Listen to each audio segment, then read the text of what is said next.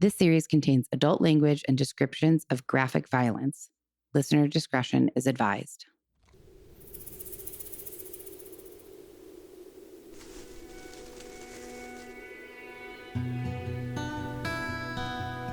Right. Hello. Hello. Hello. Welcome to Death by Southwest. This is episode 63.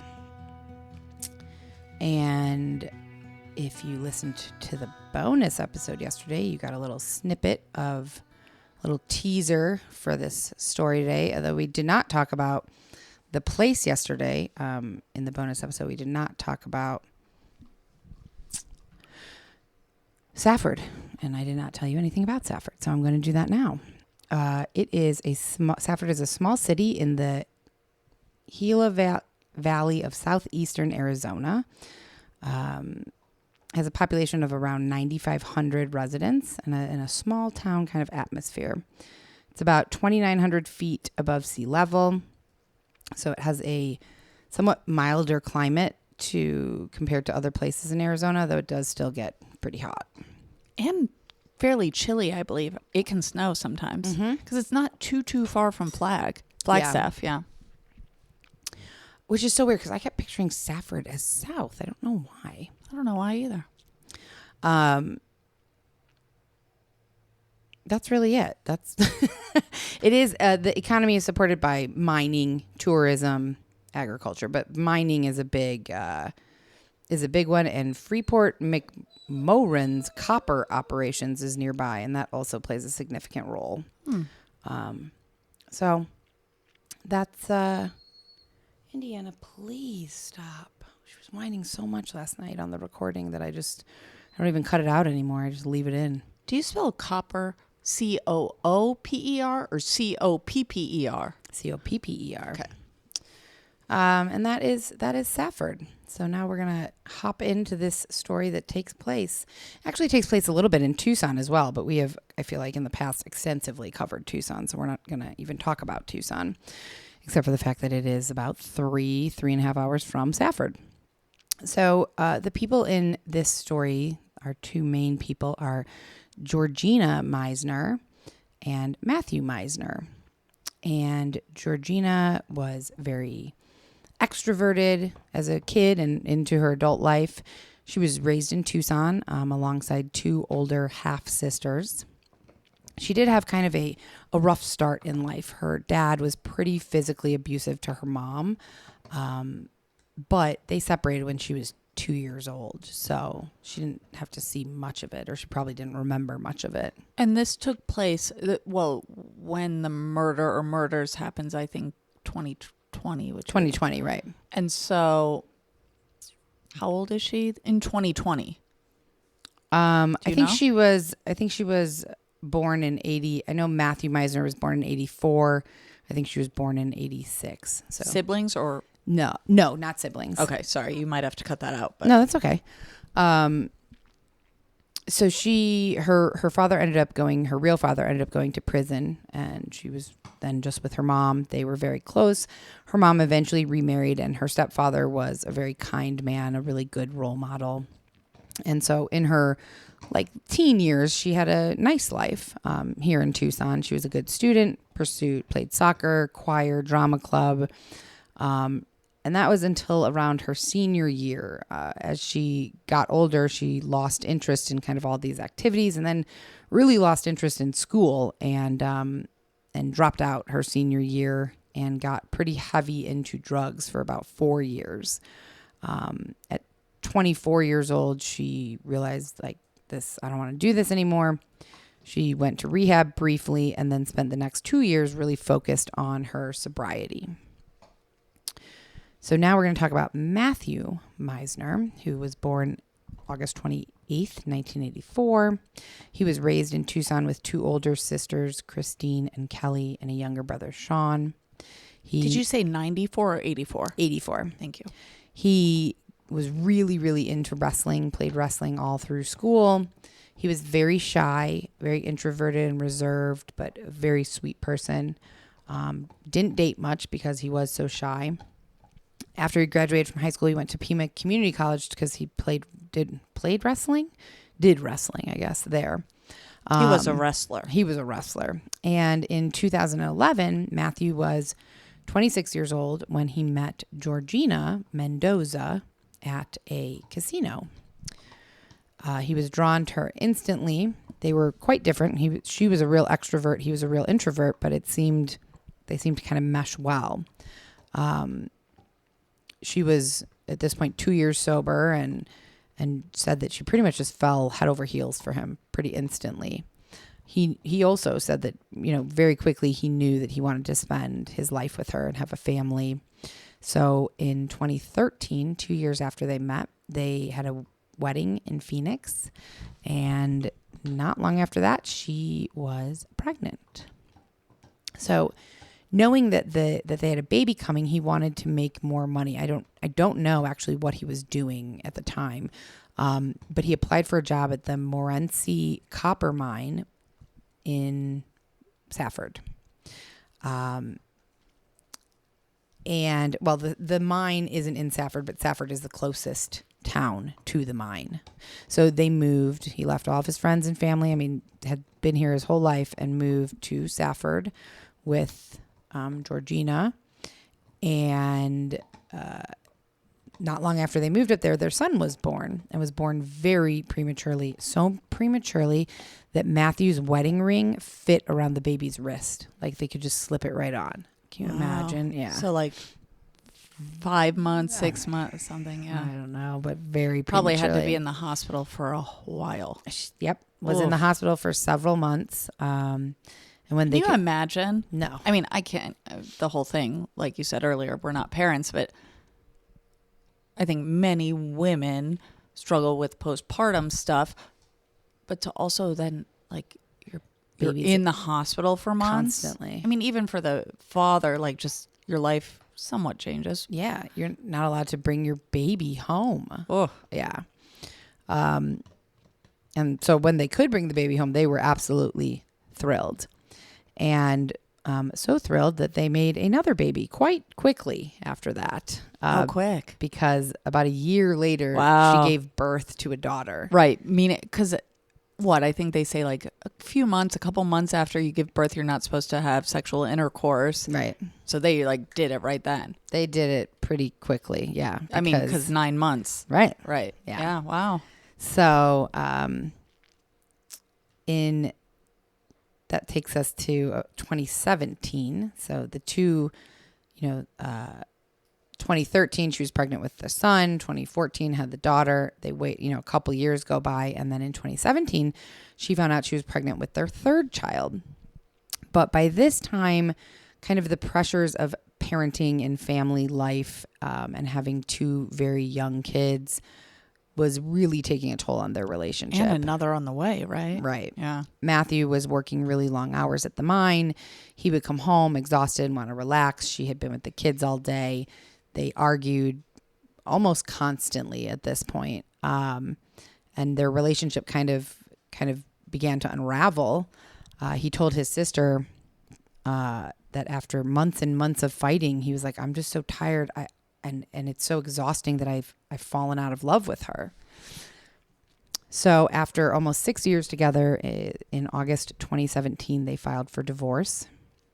Georgina moved back to Tucson to live with her parents and took the kids with her. In December 2017, she gave birth to their third child, and they had a 50-50 custody agreement. He was okay with that. He wanted to follow the agreement by the book, no issues. He would come down, I imagine, or Yeah. they'd meet in the middle and Yeah. She was not okay with it. She really fought with him about, even when it was his time with the kids, she wanted to be there. She wanted to always be involved when it was his time to have them alone. So they struggled with this constantly. And not too long after they got divorced, Matthew, he had been not in love with Georgina for a while. So he was ready to try and find love and give love another try. And he began dating again. Georgina was also happily dating someone. I didn't find much information on who, but she was happily dating. Matthew wanted to start dating, and he did. He started dating his new coworker, Nicole. His sister said, he fell in love with her very quickly. She was very different from Georgina. He could really be himself. His whole family felt like Nicole really brought him back to life after kind of being beaten down by his previous marriage. I feel bad. I mean, like, I'm sure it wasn't easy and, takes two to tango, all that shit. And I really believe that. And also that feels sad. Like, for Georgina. Yeah. Yeah, for sure. So in 2019, Matthew proposed to Nicole, and they were planning to get married on St. Patrick's Day in 2020. Unfortunately. Wow. Mm-hmm. Right as COVID hit. Yeah, that day, unfortunately, would never come. Not because of COVID, I'm guessing. Not because of COVID. But think about that. 2020, March 17th is always St. Patty's Day. Yep. That's right when it... Shit, yeah. Really? Like, I was traveling that weekend before everything... and it was the 14th of March. Yep. Everything got shut down. Mm-hmm. Yep. Yeah, that's absolutely true. Huh. But they never even made it to this wedding date. And that is because on Monday, February 10th, 2020, just before dawn, right around 5 a.m., and because it was February, it was still dark out, a local fire chief was driving on Highway 191 north of Safford near the Morenci copper mine. He was heading to the fire station for work.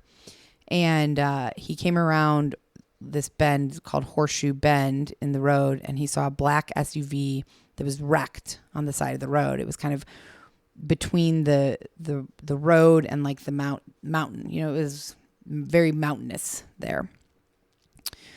There was shattered glass on the driver's side, and the fire chief got out, went over, looked at the driver, noticed the driver's unconscious, had blood running down the side of his face, and was hunched over towards the passenger side, so to the right. So the fire chief checked for a pulse, and the driver was indeed dead. And the driver was the only person in the car. Only person in the car. And after checking for a pulse, the fire chief noticed 3 bullet holes on the side of the victim's head.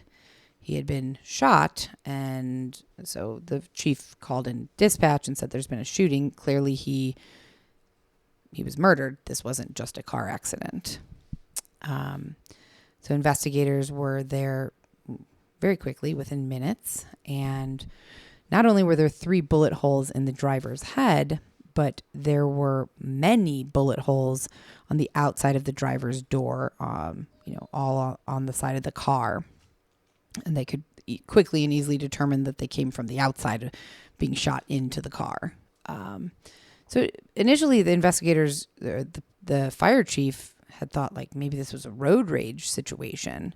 But as they began to break down the crime scene, there were 14 shots, bullet holes on the side of the vehicle, in a tight-knit grouped pattern, which could be road rage.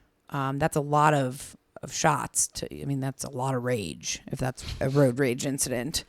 Also, I imagine can you remind me what time? 5 a.m. Right. This isn't Highway 191. There's nobody out there. It's not busy. It's not I-10, and I know people that don't live in there. It's not I-17. Right. It's not one of the main. It's not frequented hugely, especially at 5 a.m. No, so people aren't getting stuck behind people that are driving slow, right? No. What are you road raging about? Exactly. So police find the victim's wallet and ID, and it is Matthew Meisner. So police are already feeling a little bit concerned about how difficult this is going to be because they're in this canyon. There's nobody out on the road. They've seen almost no cars passing by. It's dark. So they don't even know where to start with a suspect because it's not like there are witnesses. What did you see? That, there's no witnesses. There's nobody around. I guess you call his loved ones, his ex-wife, his parents, his new fiance. So they start combing the roadside for any kind of evidence, and found nothing. Not a single shell casing on the highway which told them that there's no way that this is road rage then. Because someone went and picked him up. Picked him up. Unless they fell over the canyon. I don't know if that was a possibility, but that's a possibility. But if they're going just of the most like they're just initial thoughts on this is not road rage. This was planned out. So, or even if it wasn't, well, yeah, it must have been if it's not road rage because they were following someone on a highway. Right. Yeah. Okay. So the ME comes and is helping examine the scene, confirms, yes, died from 3 rounds to the side of the head from a 9mm. No witnesses. There's nobody to question. But about an hour later, a woman claiming to be Matthew's fiance arrived at the scene. Nicole. Claiming to be. Well, they don't know. They didn't know. She said, she also wasn't sure at this point if this is Matthew. But when I was like, well, how did she even, like, was she just driving by or what? Someone must have contacted her. Nobody contacted her. This is how it actually happened. Because it was only about an hour after the police arrived there, basically. Oh. So she's concerned. She says, it may be my fiance. I don't know. And they were like, well, what? How did you even? It's been an hour. How did this? Why are you here? And she said, well, Matthew, my fiance, left for work around 4 a.m. today, and they work at the same place. They're both at the mine. She's like, so I don't know, 30, 40 minutes later, I got in my car to also head to work, and I passed by an accident in this little horseshoe bend, and the officers were there, and she said, but she figured officers are there. It's fine. I don't want to get in trouble with work. I'm sure she couldn't totally see the car. And she was like, I'm sure it's not him. So when she got to work and he wasn't there. Okay, that tracks. Yeah. I mean, that really does track. And she left work and drove down to the they barricaded it off very far. So she went down to the barricade, and they, explained to her that it is Matthew. He is dead, but this is not a traffic accident. This is a homicide, and he was shot in the head. And they knew because they saw his ID. Right. And she was devastated, hysterical, and also very confused. Like, what? Why? Right. Yeah. But even though one of the officers said it was very heartbreaking. This was a very real raw emotion that we saw coming from her. But she still could be, a suspect. So we still need to rule her out. So they tested her hands for gunpowder residue and sent that off to be tested. And they asked her, do you know anyone who would want to hurt your fiance? And she said, no, we've great friends. Everyone loves him. The only person who we've had some problems with is his ex-wife, Georgina. And which in reality makes sense. Sure. Also, yeah, look into it. It's the extent of the problems that they were having, I guess. It's natural, which they don't know. Right. Even so. But having problems with an ex, especially when you're sharing custody and you're newly engaged to somebody new, I think that seems pretty normal to have some problems. And understandable why they would look into her. Both. Absolutely. Both are true. So she told officers that the issues that they were having with Georgina started about 6 months ago when Georgina told them that she had cancer. She sent pictures of herself to them with a shaved head, said she tried chemo and it just about killed her. So she stopped, and that the medicine she was taking gave her bad headaches. So she didn't know if she could continue with that. And Nicole and Matthew were both like, oh my God, how can we help? We can take the kids off your hands, whatever you want. And instead of leaning into that and accepting help, Georgina completely retreated. She would not allow him to even see the kids, even though they had a 50-50 custody agreement. And this was a huge issue because he would show up and be like, it's my turn with the kids. I'm allowed to take the kids. You have to let me see them. And she wouldn't. And because she had cancer, they felt, they were trying. He didn't call the police. Right. He was trying to be a little more I was going to say, because understanding. No matter if she said no, if there is an actual court mandated agreement. Right. But he felt for her. Right. So this was also putting a big strain on Matthew and Nicole's relationship, of course. They, at one point, went to go speak with Georgina face-to-face, went to her house. And Nicole confronted Georgina and is saying, like, you can't not let Matthew see the kids. They're his kids. And Nicole said that Georgina slapped her in the face and they had like a little scuffle. And after this, Georgina filed an official complaint with CPS, with Child Protective Services, saying that Matthew and Nicole both are abusive to the kids. So Nicole's telling the officers this and said, CPS did investigate, but we weren't abusive to the kids and they couldn't find anything to support that. It's 100% untrue. So Nicole also told the police that on February 5th, just, 5 days ago, Matthew was concerned about Georgina's physical health with the cancer and also her mental health at this point. So he filed for full custody of the kids, and they set up a custody hearing for Tuesday, February 11th, the next day from when this accident or homicide occurred. And Nicole said, I think we have a really strong case, and Georgina was very scared that she would lose the kids completely, which immediately in investigators' minds puts Georgina as suspect number one. So soon after they identified that Georgina was a person of interest, they're going to try and go talk to her. But before they could, they got a call that a potential witness called into the Safford Police Department. The witness called in and said that he drove by after it initially happened, like it must have just happened. He thought that it was maybe a blown out tire or something like that. And he saw a white sedan that made a U-turn and accelerated away from the scene quickly. This witness said he had actually been driving behind Matthew's car from Safford for a while, but at one point Matthew sped up and he lost him. But not too long before he came upon the accident, he said he heard a pop and he thought it was a tire blowing out. And he had no idea it was a gunshot. Well, right. And not often, but couple times a month could hear a tire blowout. And initially I think it's a gunshot. Right. Yeah. But it's a tire. I mean, right. I assume, but sounds similar. Oh, very similar. Yeah. So considering that there was like no vehicles on the road and this car made a U-turn and sped off, now investigators are like, okay, who has a white sedan? Right. Like so they asked Nicole that. They said, do you know anyone who drives a white sedan? And she said, actually, it's so weird. On February 5th, like last week, Matthew was in Tucson trying to get the kids. This is when he then filed for full custody. And he was on the phone with Nicole, parked outside of Georgina's house. And he said to her, hey, it's so weird. This guy just got out of his car. He's a white car. He just got out of it and he took a picture of my license plate. And Nicole was like, well, take a picture of his license plate. And Matthew did and texted it to Nicole. So Nicole said, here you go. Here's the picture of the license plate.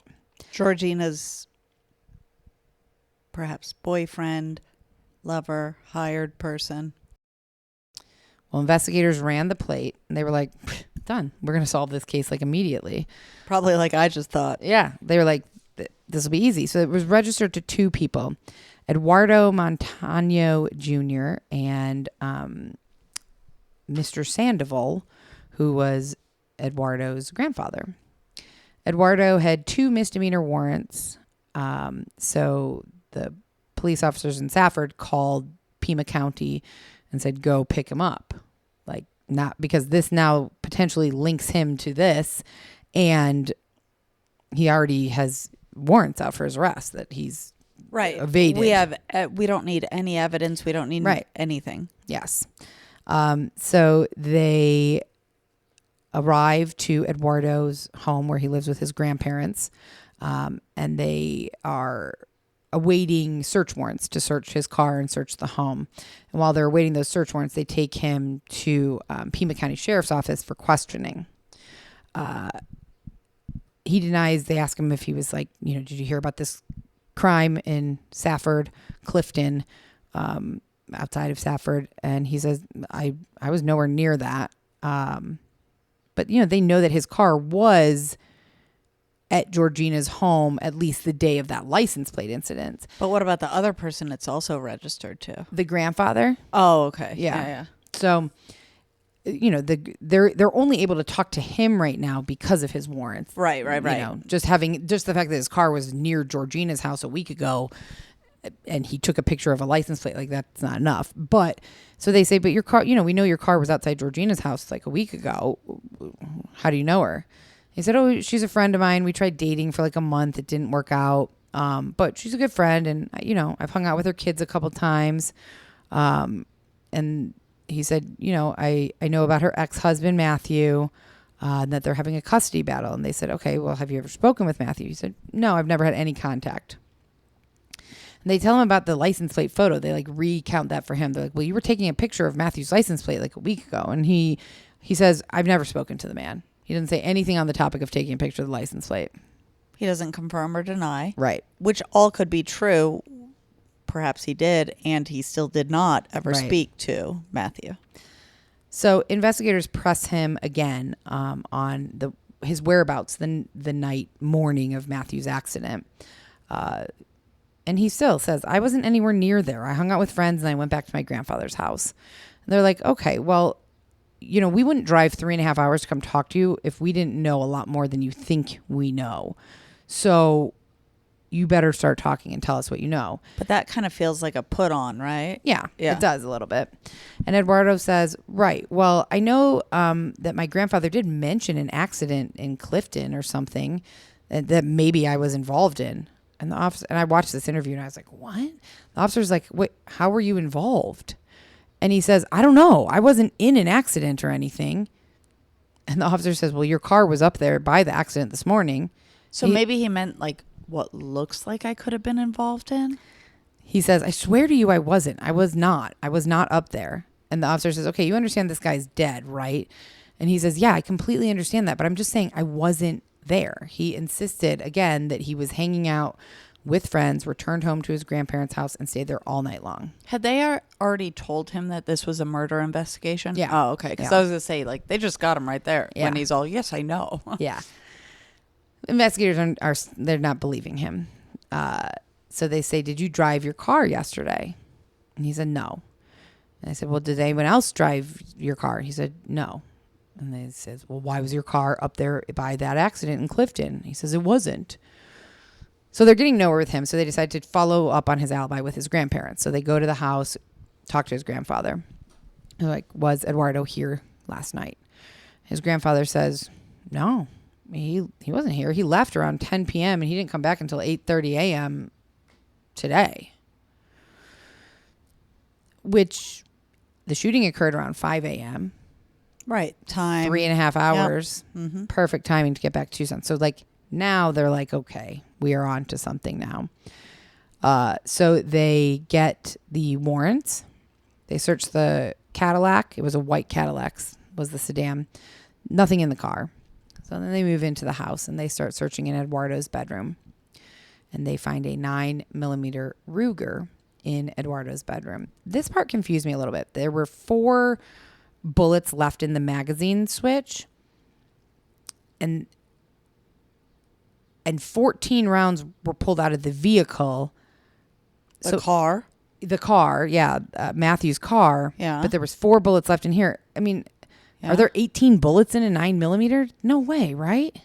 Because in the thing that I was reading, like, it said it lined up with how many bullets were left compared to how many bullets were in the car. So there were 4 left in the magazine.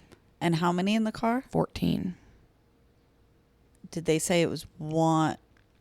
They didn't. So I mean, yeah, there could be. I guess it could be two rounds of 9 bullets. They're totally. Yes. Okay. Yes. That is, so yes. They were like, this seems like it lines up, but we're going to send it for forensic testing. And they had enough now to request an arrest warrant based on probable cause. So the evening of February 10th, Eduardo was arrested. So they have enough to link him to the murder at this point. Not necessarily to convict him or enough to like, go to court, but they have enough to like continue questioning and investigating and have him Keep arrested. Him in custody. Right. But they don't, they're like, why? like, what is the motive behind this? Which seems to be like a common thread through a lot of episodes recently. Like, what's the motive? Well, I think that's a common thread through any murder investigation. Yeah, what's true. the motive? That's true. Also, I don't know his link to Georgina. Mm-hmm. But there's maybe some, if he's the one that did it, which I'm still not convinced. It's almost too cut and dry. But there's some link, and Yeah, they're friends. Georgina apparently kind of like, Was scared she was going to lose her kids. yeah, she kind of lost her shit a little bit, Mm-hmm. perhaps, about that. So they go. So they're wondering why, and so they're like, well, let's go back to our initial suspect, Georgina, because they were friends. So they spoke to Georgina the day after the murder. She was at her mother's house, and they said her emotions were all over the place. She was like sad, then she was angry, and then she was happy at one point. And one of the officers said her demeanor just appeared to be like very rehearsed. So they ask her about her relationship with Matthew. She says she didn't want Matthew to have the kids because Matthew and Nicole were both abusive. And she told them about the physical altercation when they went down there to talk to her about the kids. But she was the one that's allegedly slapped Nicole. According to Nicole, Georgina slapped her, and they kind of like verbally argued, but that was really it. Now, Georgina gives her account, and she says, Nicole called me a bitch, and I asked her to not call me a bitch in front of my kids. Then Nicole said, I'm going to fuck you up. And so I did. I slapped her. And then Nicole threw me to the ground and started hitting me and punching me while I was yelling, stop. And after that, I put in a request for temporary sole custody. So slightly different accounts of that little scuffle. Now I'm thinking it's Nicole. So they asked Georgina about Eduardo. They're like, do you know Eduardo Montoya? I think. Montoya. Yeah, I think. She says, well, we dated for a month, but we were really just friends. And they said, okay, did you ever talk to Eduardo about like your issues with Matthew, about how he was abusive? And she said, yeah, I mean, I mentioned it a little bit to him because Eduardo had a really rough childhood. He was really badly abused when he was a kid. And so it was something that he could kind of, relate to and understand. But Matthew wasn't abusive to Georgina. No. Allegedly to the children. Allegedly. Right. To the children. But so she's telling Eduardo all of this, and Eduardo started voicing concerns to her, like, I'm scared for your kids. Like, if he's really this abusive, you've got to get them away from him. And officers are listening to all this and like, okay, this all seems a little bit like it's different than Nicole's story. It's similar to Eduardo's story, but like, we're still not sure. We still don't believe this woman. So they said, when's the last time that you saw Eduardo? And she said, I don't know. I said, okay, well, like, give us an estimate. Days, weeks, months. And she said, I don't know. I can't even estimate it. I wish that I could, but I can't. And I saw a clip of her saying that.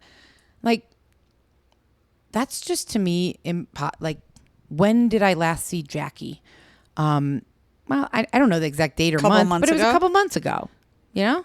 Also, these investigators have a photo, right? Don't they have the photo of the license plate? So they know whether or not him and Georgina that was October that they were there. Yeah. Right. Like, yeah. At So least that was then. at least then. At Yep. least then. Yeah. I found it really weird that she said that. And so then they're not getting anywhere with her. So then one of them finally says, did you have anything to do with your ex-husband's murder? And her response was, I don't want to say anything else. Done with the interview. So they seized her phone as part of the investigation. And while they were waiting for that info from the phone, they decided to go talk to Matthew's family to try and get their insight. The family was obviously distraught. The brother was crying and like, who the hell would do this? They hunted him down like an animal and shot him. It makes no sense. He was so beloved by so many people.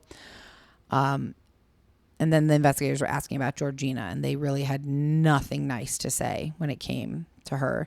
They said that she tried multiple times to go to the sisters and ask them to come please speak in court on my behalf about how Matthew's a bad parent, how he's abusive. And they, were like, he's not. This is bullshit. Absolutely not. And so they refused all of this. And at that point, she stopped talking to them completely. And investigators are like, well, let's look into this claim a little more. We don't totally believe Georgina, but like it's worth just kind of seeing. So they pulled all the CPS reports. They spoke to family, friends, teachers. Like they spoke to everyone that they could find that knew Matthew and Nicole. And there was character witnesses. Right. Zero. Like not even a smidge of a hint of a whisper of something that could allude to abuse. So they, at this point, they're convinced she's definitely lying about that. Georgina is. And if she can lie about that, then she probably could lie about other things. So they start digging into her life in the recent months and year. Cancer. Lie. I mean, I felt that. Yeah. She got photos off the internet. So they found the photos. They obtained the photos that she had sent to Matthew and Nicole of like, here's pictures of me without my hair. But here's pictures of, hospital things and reports and records and stuff. They got those photos and those photos she pulled straight from a Google search. Well, I also wondered because they, for a while, had 50-50. Right. So maybe they weren't both doing the switch off. Right. Because if she had no hair at some point, wouldn't have she had no hair when they saw her? Right. Yeah, that's true. That's a good point. Yeah, it was all fabricated. Police at this point now think she is like a master manipulator because she was trying to get sympathy from Matthew's. This is how they pieced it together. She's trying to get sympathy from Matthew, yes, but also from his family because of the cancer. So then she can try to get the kids full time. Totally. etc. I mean, if it's fake cancer, it's for sympathy purposes. Right. Which also doesn't directly link to you're a murderer. No, not at all. Because you lie about having cancer or lie about your ex-husband was abusive. Doesn't mean you're a murderer. Doesn't mean you're a murderer. But some of these text messages that they got back on February 25th that had been previously deleted from Georgina's phone, they might allude to her as a murderer. So this is a text between Eduardo and her. Eduardo said, I've been outside Matt's all night and I haven't seen him. And they went through more text and it turns out that according to these texts, Eduardo had been stalking Matthew, following him. At one point in the text messages, he says, what's Nicole's address? And Georgina gives it to him and then said she also drives a light blue Malibu. It's also clear in the text that Georgina and Eduardo did not just date for a month. They were together. They frequently said, I love you. Oh. Mm-hmm. And on the evening of the night before Matthew's murder, she in text message said, don't forget about my upcoming custody hearing on Tuesday.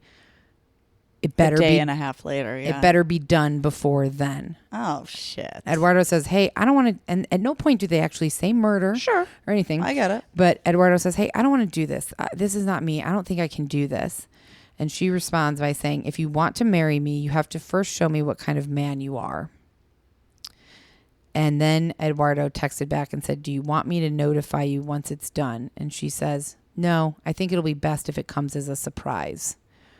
And then 10 hours later, after that last text, Matthew was found dead.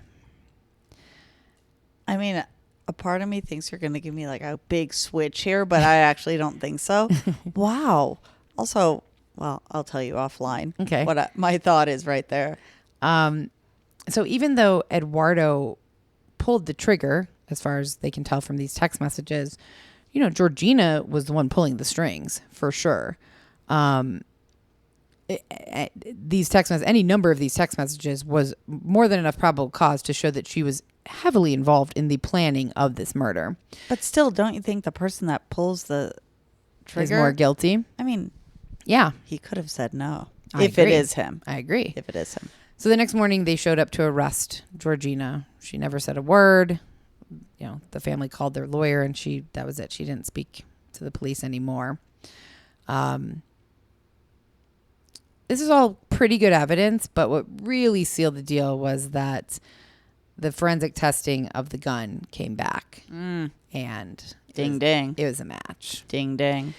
So investigators pieced together, because really neither Georgina nor Eduardo are talking at this point. It's not like they've decided to confess.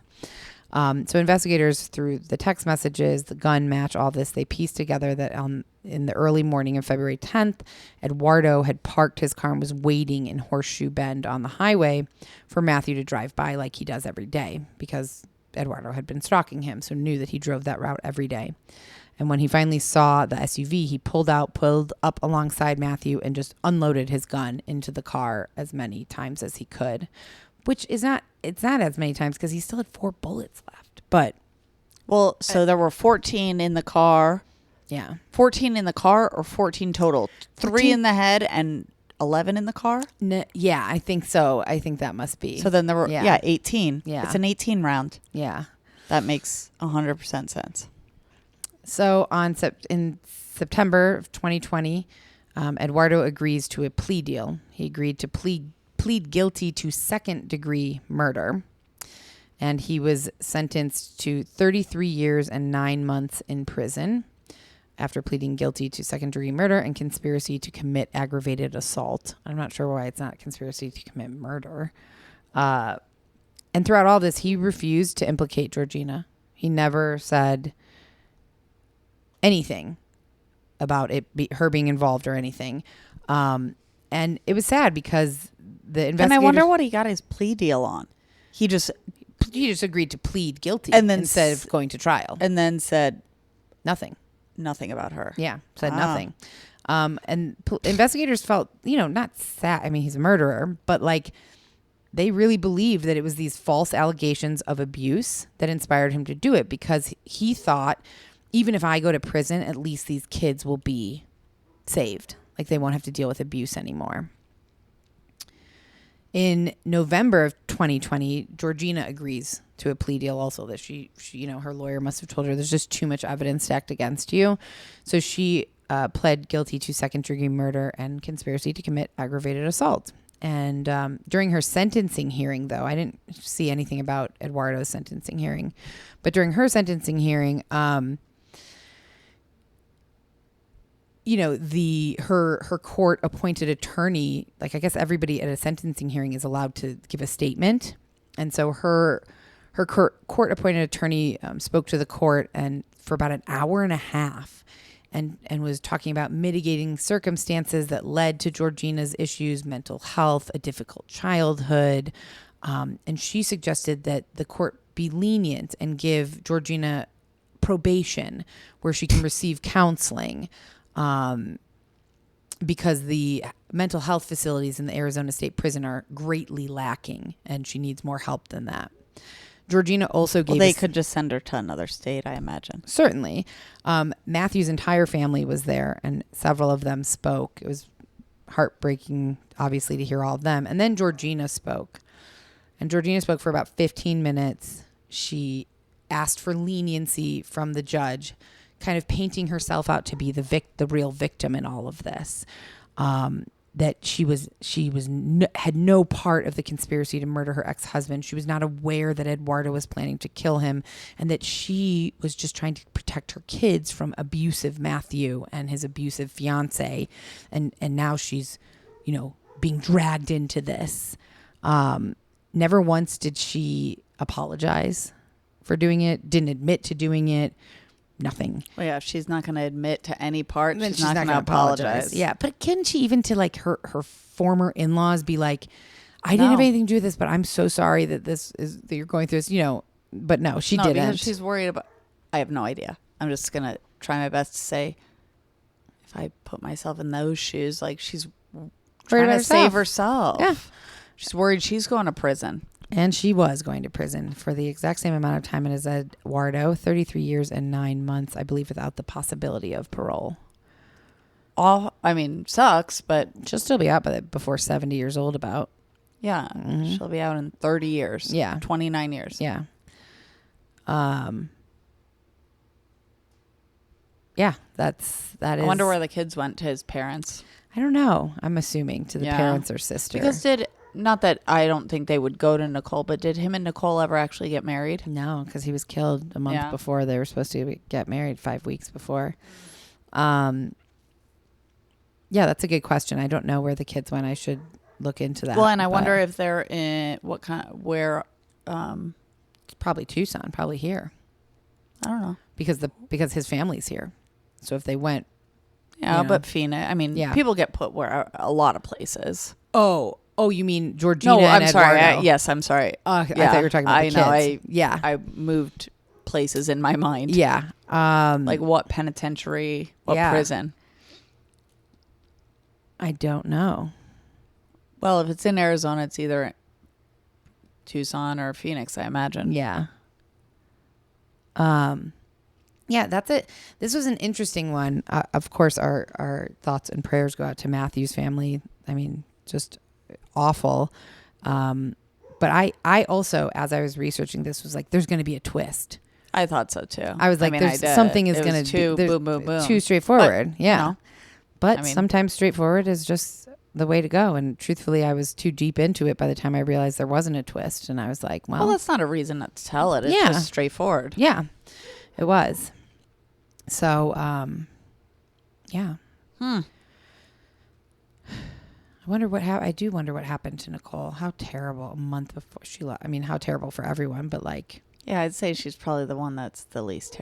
I mean, true. I don't mean that. That's true. Rudely, but she didn't have kids with him yet. Right. She can still move on. It's awful. She's going awful. Probably will forever grieve her. Yeah. What was soon to be her husband, her spouse. Yeah. I do find sometimes, I mean, like losing a family member, a son, a brother, awful. Way worse, I would imagine. But I also sometimes think like losing a partner or significant other that like you're very much want to spend the rest of your life with, like it's how awful. It's so hard to find somebody that you want to like, that you love and that you want to spend your life with, and then you do and they're taken away from you. I mean, maybe she found someone else. It wasn't that long ago. Maybe she also had found other people. Like maybe she wasn't someone who they were together. Okay, you're going to have to cut this. They were together a year. Right. Awful. Yeah. I'm not diminishing that. Right. That's not my focus in my brain. Sure. She's going to be fine. Yeah, she'll be fine. So that is it. That is our straightforward murder story for the That's what I'm going to name it. She's going to be fine. Jesus, I'm such an asshole. Sorry, Nicole. You matter too. No. Everybody in the story matters, and we are going to close it up by saying thank you for listening. And please tune in next week for another all-new murder story. Good night and good luck. Bye, guys. Bye-bye. Death by Southwest is hosted by Jenna Schneider and Margot Carmichael. Executive produced by Margot Carmichael. Produced by Jenna Schneider. Audio editing and sound design by Margot Carmichael. Music by Soundstripe. And a special thanks to Edward R. Murrow for letting us borrow his famous sign-off phrase, good night and good luck.